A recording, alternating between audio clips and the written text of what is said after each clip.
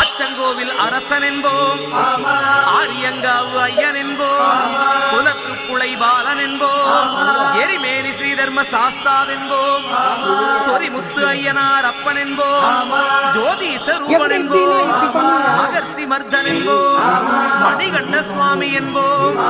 சுகுண விலாசன் என்போம், சுந்தர ரூபன் என்போம், ஜாதி மத பேதமில்லா கடவுளாம், சத்திய வடிவான தெய்வமாம், ஆபத்தில் காப்பவனாம், அன்னதான பிரபுவாம்,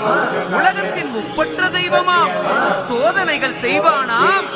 ஆனால் கைவிட மாட்டானாம். அப்படிப்பட்ட சாமி ரொம்ப சிறுசையா, ஆனா சக்தி